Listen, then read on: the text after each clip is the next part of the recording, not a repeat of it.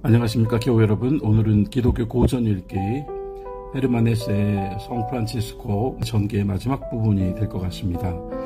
우리는 앞선 페이지에서 프란치스코 일행이 로마의 교황청을 방문하여 그들의 사역을 허락받는 장면을 보았습니다. 이 장면에서 우리가 주목해야 될 것은 당시 로마 교황청, 바티칸, 그리고 교황 이노센트 3세는 굉장히 프란치스코와는 다른 노선을 취하고 있었다는 사실입니다. 그러니까 로마 교황청의 상대는 국가입니다. 백성이 아니었죠. 민중들이 아니었습니다. 반대로 프란치스코가 찾아 들어간 곳은 민중 속으로, 고통받는 사람들, 가난한 사람들 속으로였죠. 당연히 그렇기 때문에 많은 사람들이 프란치스코를 사랑하고 그들의 사역을 높이 평가하고 칭찬하고 또한 그들의 사역에 은혜를 받고 있었습니다. 그러한 가운데에서 분명히 이 아시시 지방에도 로마 교황청이 세운 로마 가톨릭 교회가 있었기 때문에 그 가톨릭 교회의 주교나 또는 그 교회에 속한 여러 사제들 또 수도사들은 이런 프란체스코의 사역이 마땅하게 여겨지지 않았을 것입니다. 그것은 분명히 굉장한 도전이었고 자기들의 사역이 전혀 영향력을 갖추지 못하는 그런 상황으로 치닫는 경험이었죠. 그러니 적잖이 프란체스코와 그 일행의 사역을 경계시키고 또한 반대하고 방해하는 역할을 수행했을 것입니다. 프란체스코는 결국 로마 교황청을 찾아갑니다. 우리가 이미 책에서 보았던 것처럼 그들의 요구는, 그들의 바람은 다른 게 아니었어요. 아무 사례 없이 어떤 혜택 같은 것들을 기대하지 않고 다만 그들이 하고 있는 사역, 그 사역을 허락받기 위한 것이었습니다. 그것을 페이지는 이렇게 말하죠. 로마에서 가난과 금욕으로 삶을 이끌면서 보수 없이 그리스도의 가르침을 선포하는 것 이외에는 다른 어떤 것도 허락과 은총을 바라지 않는 아시시의 12남자에 대해서 이렇게 이야기를 했습니다. 교황청은 관심을 갖지 않았다. 하지만 그들의 사역과 또 프란체스코에게서 나타나는 강력한 영적인 어떤 힘을 이미 알아봤던 추기경이 교황을 설득해서 마침내 그 로마 교황청이 프란체스코의 사역을 허락하게 이르렀다 하는 장면까지 우리가 보았습니다. 다시 말씀드리지만 교황청의 상대는 국가였다. 민중이 아니었다. 그것은 조금 더 확장해서 생각해 본다면 교황청이 바라고 원했던 것은 권력이고 패권이었지 민중들의 구원, 아픈 자들, 가난한 자들의 어떤 회복과 치유가 아니었다는 것이죠. 그것은 분명 예수님이 가르치시고 또 우리에게 마땅히 그 본을 따라 행하라고 하신 길이 아니었습니다. 교회가 세상에 눈을 돌리고 세상의 힘을 자랑하고 세상에서 명성을 얻는 것을 자랑하면 당연히 그 속에서 교회 본연의 사역은 뒤로 할 수밖에 없습니다. 그것이 교회를 병들게 하고 교회의 지도자들을 병들게 하고 성직자들을 병들게 하는 이유가 되는 것이죠. 그런 면에서 또 한국교회의 발전상 속에 한국교회가 얼마나 세상 속에서 교회의 위세와 위용을 뽐내며 또 그러한 것들을 지향하고 심지어 권력의 중심부에 들어가서 권력을 행사하는 자리에 섰던 그런 어떤 역사도 가지고 있었다는 것, 그러한 것들이 결국 오늘 교회가 조금 더 사람들 속으로 들어가야 함에도 불구하고 그런 자리에 서 있지 못했기 때문에 젊은이들과 또한 많은 사람들이 교회에 실망하고 돌아서는 이유가 됐다는 것을 우리는 기억해야 될 것입니다. 프란체스코 일행이 결국 로마에서 허락을 받고 교황 이노센트 3세, 굉장한 권력자였습니다. 교권을 아주 쥐고 또 왕들을 굴복시키는 그런 힘있는 교황이었습니다. 그 교황으로부터 허락을 받고 돌아온 이후의 이야기를 오늘 좀 읽어보도록 하겠습니다. 웅장한 로마시와 교황청을 기쁜 마음으로 빠져나온 벗들은 고향으로 길을 떠났다. 비록 더운 캄파니아 땅에선 마실 것과 먹을 것이 부족한 탓에 거의 죽을 지경이 되었지만 즐거운 마음으로 자유와 기쁜 형제를 누릴 수 있었다. 늘 하던 대로 그들은 도시와 마을 이곳저곳을 다니면서 일하고 노래하고 설교했다. 봄부터 5월 초까지 기쁨에 넘치는 이 순례자들의 공동체는 곳곳에서 위로와 활력을 베풀어주고 수많은 사람들에게 하나님을 알게 하고 영혼을 다시 싱싱하게 일깨워 주었다. 아시시 근처에 왔을 때 프란체스코와 형제들은 리보토르토라 불리는 어느 빈 헛간에 살 곳을 마련했다. 산 어귀의 그곳은 농사짓지 않은 고적한 땅으로 프란체스코가 자주 며칠씩 머물며 기도와 모임을 가지던 곳이었다. 프란체스코는 게으름을 몹시 싫어했고 이웃에 봉사하는 데 온 힘을 다하였지만 감수성이 아주 예민하고 섬세했던 탓에 나날이 사람들의 불행을 지켜보며 깊이 괴로워했다. 이렇게 상처를 입은 그는 자주 고독 속으로 들어가 지친 마음을 생명의 원천에서 쉬게 하고 새롭게 했던 것이다. 자연 속의 삶에서 나날이 새로워지며 땅의 기운을 자기 안으로 빨아들이는 이 놀랍고도 빼어난 기술은 오로지 시인과 참된 복자들만이 가지고 있는데 그는 누구와도 비교할 수 없을 정도로 대가가 되어 이 기술을 늘 써왔던 것이다.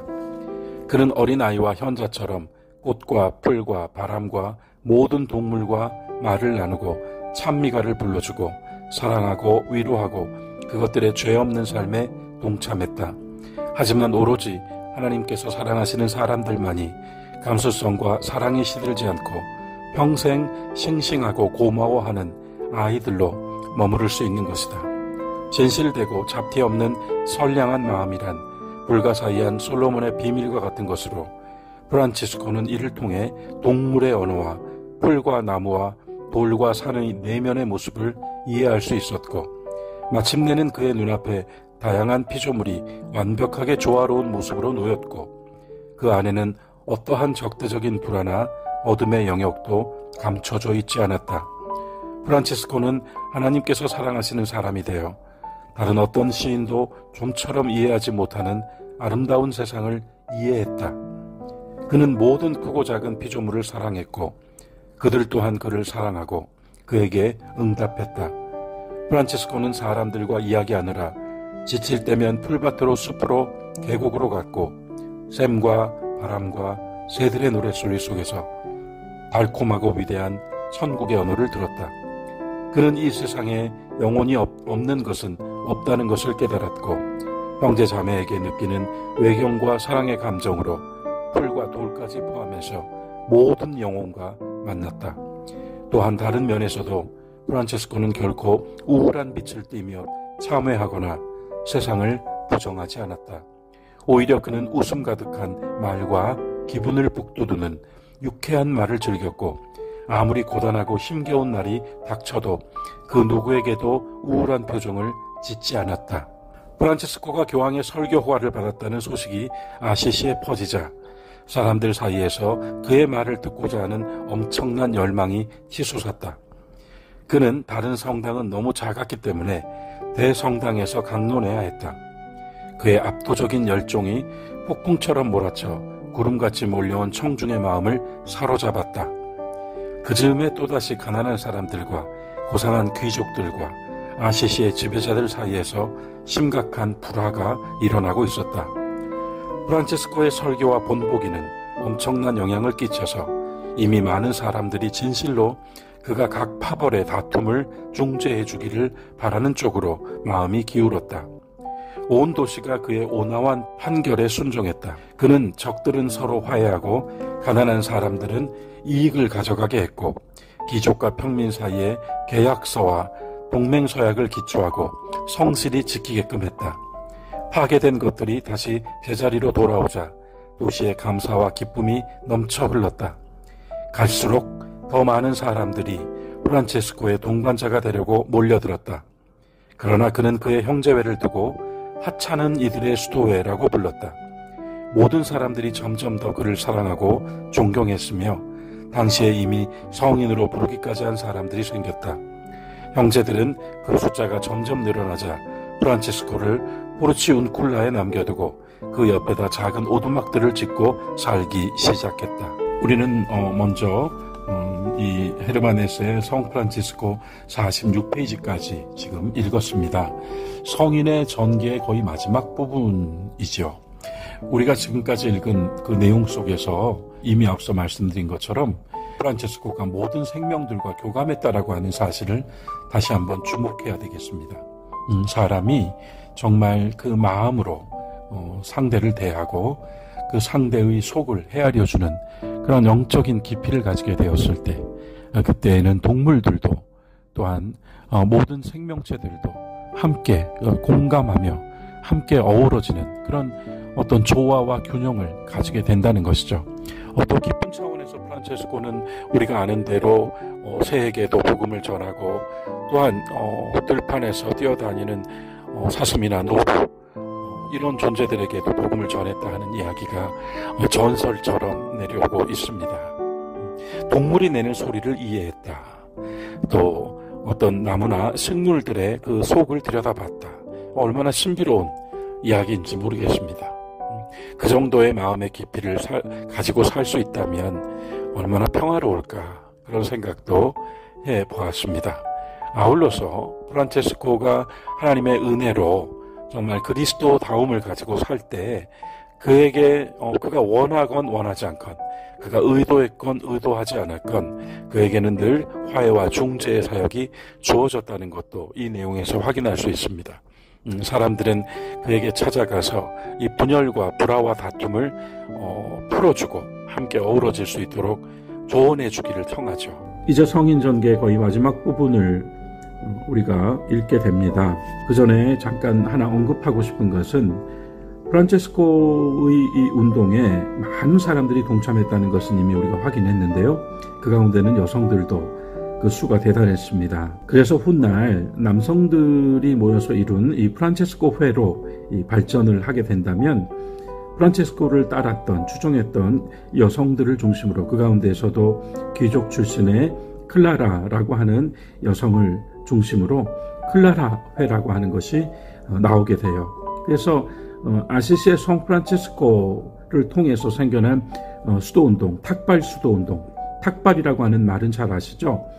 아무것도 소유하지 않고 돌아다니면서 먹을 것을 구걸하여서 그것으로 먹고 마시며 복음을 전하고 그리스도의 선한 사역을 진행하는 어떤 수도운동이죠. 이 탁발 수도운동의 특징은 수도원 운동이 깊은 산속으로 들어가거나 또는 사람이 찾아갈 수 없는 높은 바위 위나 우리가 유럽 여행하다 보면은 그런 수도회 건물들을 볼 수 있는데요. 그렇게 세상으로부터 도피하거나 탈피하여 이루는 수도운동이 아니라 탁발 수도운동은 사람들 속으로 마을로 도시로 들어가서 그 일상 속에서 진행되는 수도운동을 가리켜요. 그래서 당시에 프란체스코회의 이 탁발 수도운동과 또 하나가 설교를 중심으로 하는 도미니크 수도회라고 하는 것이 있어요. 이 도미니크 수도회가 또 한 축으로 도미니크 수도회는 주로 귀족의 자제들이 많이 그 안에 참여하게 됩니다. 또 그렇게 또 도미니크 수도회가 조금 귀족적이고 설교적이고 그럼에도 탁발 수도 운동이었다면 프란체스코 회는 프란체스코가 예수 그리스도를 그대로 본받아서 재현하고 실천하며 사는 그 삶에 동참하는 운동으로서 나타나게 됩니다. 이 두 개의 탁발 수도 운동, 그 가운데 프란체스코 그리고 여성들의 운동인 클라라 수도회, 클라라 수녀원 이렇게 운동을 우리가 이해하고 갈 필요가 있습니다. 이제 48페이지부터 성인전개의 마지막 부분, 그가 죽음을 어떻게 마주하는지, 그가 어떻게 죽음을 상대하는지까지 우리가 읽어보도록 하겠습니다. 프란체스코가 모든 동물을, 특히 새를 얼마나 사랑했는지는 많은 이야기와 성인당들이 전해주고 있다. 그는 한 번은 시에나에서 맷 비둘기들을 데려와서 직접 둥지를 만들어 주곤 모든 형제들과 함께 기뻐했다. 또 언젠가는 어느 어부가 예쁜 물고기 한 마리를 잡아 선사했는데 프란치스코는 물고기를 받으며 감사 인사를 하고는 곧바로 물속으로 다시 놓아주었다. 리에티의 수도원에는 새들이 수없이 많았는데 수도의 형제들은 이 새들과 아름다운 우정을 나누었다. 프란치스코는 이제 수천 명의 아버지가 되었는데 그로 인해 심각한 근심거리가 그의 앞에 수도 없이 놓여 있었기 때문에 그는 종종 몹시 지쳐버렸다. 그는 사랑과 겸손된 자로서 행하는 모든 도움을 결코 줄이지 않았지만 들볶이는 마음에서 벗어나 더 자주 침묵과 고독 속으로 빠져들었다. 1224년 여름에 그는 달갑지 않은 걱정에 가득 차고 아마도 자신의 죽음을 예감해서인지 그가 사랑했던 알베르나 산으로 올라갔다. 그는 너무나 지쳐 있었기 때문에 늘 하던 대로와는 달리 노새를 타야만 했다. 큰 숲이 있는 산에 다다랐을 때에 수도 없이 많은 새들이 인사를 하고 그의 어깨와 손에 앉자 그는 그 새들을 축복하고 놓아주었다. 이런 생명들도 그의 사랑을 느끼곤 전혀 무서워하지 않았던 것이다. 그는 함께 온 형제 셋을 남겨두고 혼자서 숲으로 들어가서 작은 움막을 짓고 거룩한 묵상에 잠겨 오랫동안 머물렀다. 성인담에서는 십자가에 못 박힌 그리스도의 형상이 나타나서 그의 몸에 거룩한 성은을 남겼다고 한다. 이로부터 얼마 후에 그는 더욱 약해졌고 고통스러운 눈병까지 나서 성 다미아노 성당에서 오래 누워 지냈다. 이 모든 고통 속에서도 그는 늘 웃고 기도하고 하나님을 찬미했고 혼자 눈 먼 채로 오두막에 누워있을 땐 활기찬 노래를 불렀다. 그때의 태양의 노래를 지었다. 그리고 나선 폰테 콜롬보와 리에티로 거처를 옮겼다. 그의 고통은 갈수록 참을 수 없는 지경이 되었지만 의사들은 그의 머리를 달군 쇠조각으로 지지는 일밖에는 다른 조치를 해줄 수가 없었다. 그들이 그 끔찍한 조각을 들고 침대로 다가오자 중병을 앓던 프란치스코는 불빛에 인사를 하고는 오 불이여, 넌 피조물 가운데에서 가장 아름답구나. 난 널 언제나 사랑했지. 그러니 이제 날 가엾게 여겨다오 하고 외쳤다. 그 다음에 프란치스코는 한 형제에게 음악을 연주해달라고 청했다. 그러나 그 형제는 너무 부끄러워하며 하지 않으려 했다. 이에 프란치스코는 밤중에 하나님의 천사가 말할 수 없이 달콤하고 고귀한 방식으로 천국을 노래하는 것을 들었다. 겨울이 되고 병중의 프란치스코가 추위에 시달리자 한 형제가 여우 가죽을 가져와서 그의 수도복 안쪽에 꿰매려 했다. 하지만 프란치스코는 모두가 밖에서 볼 수 있게끔 꿰매라고 했다. 위선자로 오해받기 싫었던 것이다. 프란치스코는 이제 죽을 때가 다가온 것을 알고는 엄청난 고통에 시달리면서도 고향 아시시로 자신을 옮기게 했다. 죽음을 앞두고 그는 끓어 넘치는 가슴으로 온 인류의 영혼을 생각하며 무릎을 꿇고 간청하는 편지 한 통을 받아 적게 했다. 그대들의 보잘것없는 종인 나 프란치스코 형제는 이제 그대들의 발에 입을 맞추며 청하려 합니다. 사랑은 하나님 그 자체입니다. 이 말을 받아들이길 애원합니다. 그가 의사에게 자신이 얼마나 더 살 수 있는지 묻자 의사는 아주 조금밖에 안 남았다고 대답했다. 그는 두 팔을 펴고 말했다.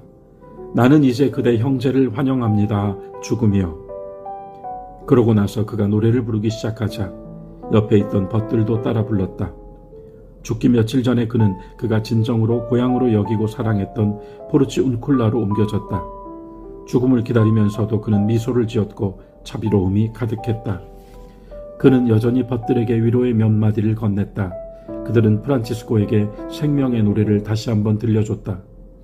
프란치스코가 그들과 멀리 떨어져 있는 형제 자매들과 그리고 온 인류를 축복하자 죽음을 맞이하는 자리에서 다시금 사랑이 퍼져나갔다. 프란치스코는 1226년 10월 3일 저녁 무렵에 죽었다. 그가 죽자 오두막 지붕 위에 종달새 무리가 내려와 큰 소리로 노래를 부르는 모습이 보였다. 이제 우리는 성인 전기의 마지막 부분까지 다 읽었습니다. 헤르만 헤세는 이 책을 쓰면서 한 인간의 뜨거운 정신이 르네상스 시대를 열었고 그의 이름은 프란체스코이다.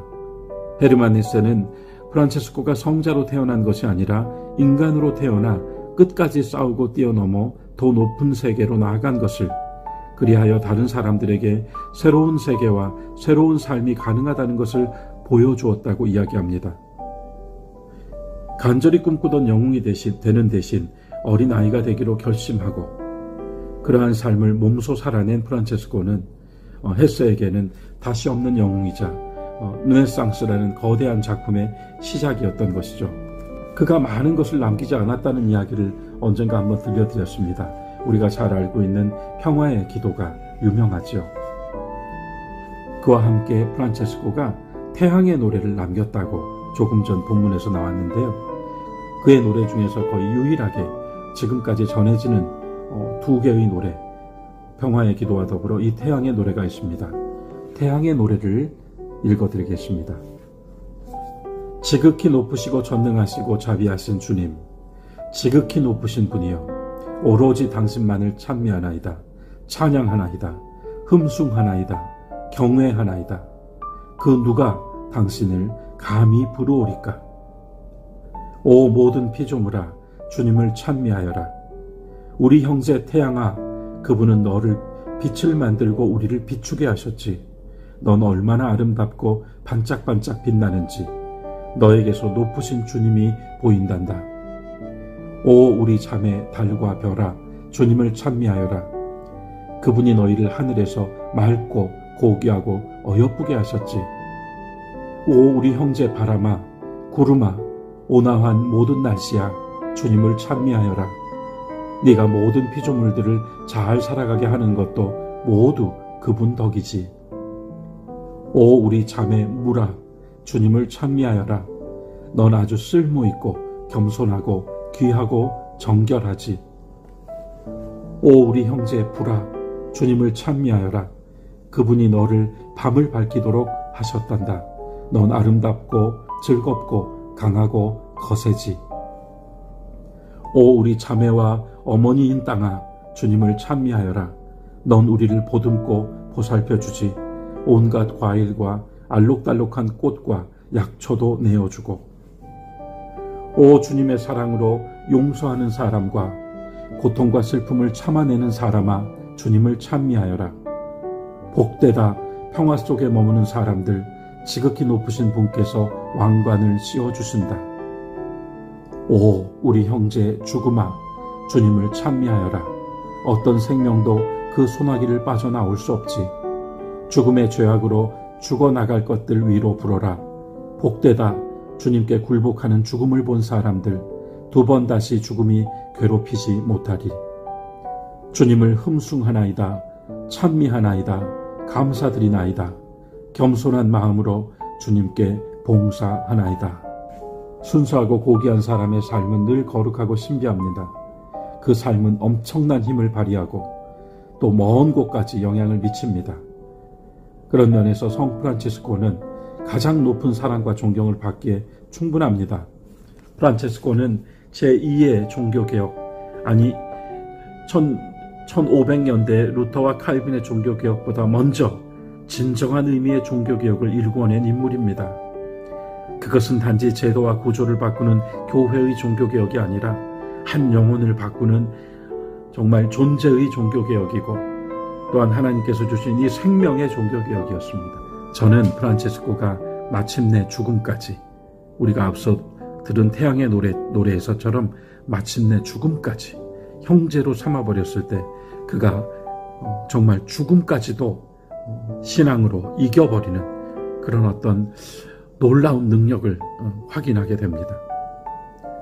죽음을 형제로 삼는다는 것은 웬만한 이성 또는 우리의 합리적인 마음으로는 불가능하지요. 하지만 하나님께서 주신 생명, 우리가 성경에서 보다시피 사망을 삼키는 생명을 내가 가지고 있다고 믿는다면 그 생명을 가지고 서서 죽음을 향해서도 나의 형제야 라고 말할 수 있지 않을까, 그런 생각을 해보았습니다. 이제 우리가 이 기독교 고전 읽기의 성 프란치스코를 마치며 다시 한번 혹 읽어볼 기회, 들어볼 기회가 있다면 프란치스코의 생애를 통하여서 단지 한 사람의 성인을 아는 것이 아니라 내 안에도 하나님께서 그와 같이 될 수 있는 은혜를 담아주셨고, 또한 하나님의 생명으로 거듭나게 해주셨다는 기쁨과 감격을 표현할 수 있는 수많은 언어가 있다는 것을 확인할 수 있을 것 같습니다. 지금까지 기독교 고전 읽기 헤르만 헤세의 성 프란치스코를 함께해 주신 모든 교우 여러분, 감사드립니다.